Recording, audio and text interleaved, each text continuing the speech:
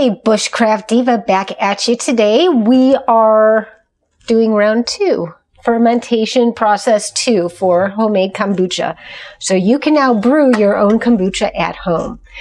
So we're going to talk just a little bit about the process. The first thing we did, and I had to do it backward so you can see how the whole process works. First, I did the second fermentation process so I could get these jugs emptied. We emptied what was in here into half-gallon and quart-size mason jars, and we added some ginger root.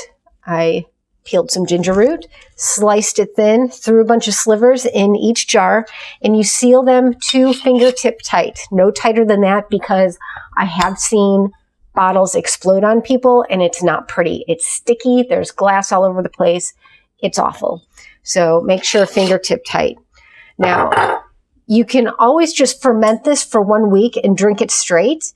But the reason I do the second fermentation process, which is what I showed you, is this. Now, you didn't hear the psst because I had it open a little while ago. Again, clean hands. You're going to want to reach in and make sure there aren't little baby scobies that are created floating around in there. I do still have some ginger in here, and I'm just going to keep it in there because it helps with my tummy. But straight out of the jar, it is so good. Now, our next batch is not going to be red like this. It's going to be brown. This is essentially sweet tea. So what we did is we just brewed some tea, 8 tea bags per gallon. And with clean hands, I just pull those out, squeeze them out. And then I compost these in my worm farm, which we're going to do an episode on, because everybody needs to learn to worm farm. It's good for your garden. It's something that the kids can do. It's something you've probably never done before.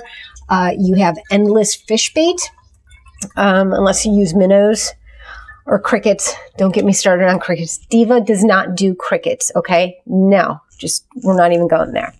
So I threw what was left of the ginger slices in here already, and put half a cup of sugar in each one of these jars because I don't like my kombucha too sweet, but more sugar isn't going to hurt it. Less will. Remember, a SCOBY is a symbiotic culture of bacterial yeast. It's a living culture. And so it actually feeds on the sugar that is within your jar. Again, we have our SCOBYs. I know the camera's in a weird position right now because it's up on a different tripod that it wasn't on before. But these are our SCOBYs. They are living creatures, and we had to wait until our jars cooled to room temperature because anything hotter, you run the risk of killing your SCOBYs. Anything too cold, you run the risk of killing your SCOBYs as well, which is why you keep this in a cool, dry place. Not too cold, but definitely not hot. So now that we have our jars here, let me see if I can adjust this just so you can see a little bit better. There we go. We've got our 2 jars here, and I am going to put our little dancing SCOBYs in each jar. And usually they'll float, but sometimes they'll sink down. Don't worry, they'll sink right back up. And I'm just putting one of these in each one because that's really all you need. I saved a little baby, and I put together my SCOBY hotel, which I showed you earlier.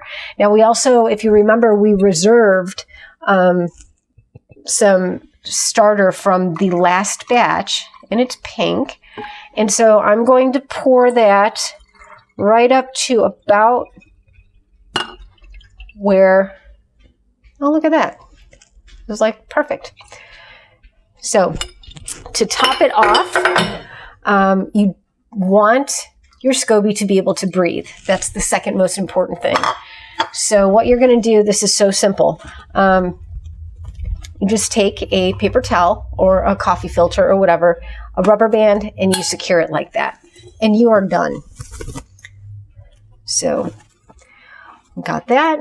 I'm just going to take these and I put these on a little shelf next to the little box I told you about that I keep my SCOBYs in, or not my SCOBYs, my kombucha in, so it brews the second week. Now, like I said, this is regular tea. This is black tea, so it is going to give you a different taste as compared to the fruity hibiscus tea that I was using before. You can really use any kind of tea, but you might want to experiment and see what it is that you like. A mint tea, I don't know that I'd recommend that. Lapsang Souchong is one of my husband's favorites. It almost tastes like drinking a campfire. So a lot of you guys might actually really like that. Some of you ladies might too. I don't know. But I kind of grew up on my favorite sweet tea was made by my Uncle Ed and my Aunt Becky, who live in Franklin, Tennessee. And that was just my summers. I remember the taste of that stuff. So, but this black tea will actually, when it ferments for a week, it will create a very small amount of alcohol. And I mentioned that in the video before, but I'm mentioning it again. Not because it produces enough alcohol to cause any kind of intoxication, but I know that there are people who choose not to ingest any amount of alcohol whatsoever by choice or by necessity. Now, it's not going to get you drunk unless you sit and you drink like 3 gallons straight, which I wouldn't recommend doing with water or anything. I mean, it'll kill you. But I just wanted you to be aware of that. So if you have any questions, please let me know. As you saw, I started building a new SCOBY hotel, which is basically just a fancy little word for we put all of our little extra SCOBYs in there. And I actually, by the end of last year, I had 2 gallon-sized jugs full to the top of those big giant SCOBYs, just all the way up. And I just kept feeding them and feeding them. And I finally had to start feeding them into the garden. And then my dogs decided that they'd like to eat them. So that was really fun. Dug up a lot of my vegetables trying to get to the SCOBYs. So, if you're going to compost, make sure that you're composting properly, and you can use this to nourish your garden, your flowers, your vegetables, whatever, but just make sure that the critters can't get to it, because they will if they can. For some reason, they're delicious. So that is it. Just put these on a shelf, let them sit for a week, and then go back to video 1 and follow the entire process that I went through and pouring these off, boiling more water, and starting a whole new batch. Every 2 weeks, I'm going to start doing 3 gallons actually as of next week. And every 2 weeks, you're either going to have some kind of super fun soda-like beverage like this, or once a week, you'll have just kind of a tea with a little bit of a kick. It's totally up to you. You can try it both ways. Experiment with flavors. Get back to me, please, if you find something that you like, if you find a great flavor combination or whatever.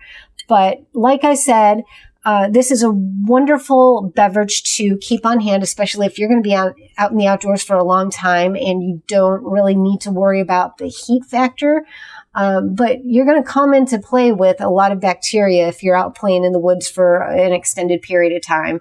And these are probiotics. So these probiotics usually work at an 8 to 10 to 1 ratio against bad bacteria and kills them. So it's a great thing to have on hand. I'm still looking at whether you can use it for cleansing methods, and the jury's kind of out on that. So I will get back to you when I find out more information on that. And in the meantime, I just wanted to thank you for joining me. And I just hope you have a wonderful rest of the week. Hopefully I will be able to get back to you with 1 or 2 more videos this week. In the meantime, have a wonderful evening. Be blessed. Take care of yourself. Be safe, be healthy, be patient, be gracious. Take care of those people around you. We're going to get through all of this together. And in the meantime, I want you to go ahead and hit the subscribe button, hit that notification bell, and check notify all, so you're getting all of my videos. And in the meantime, just be boss, be beautiful, be bushcraft.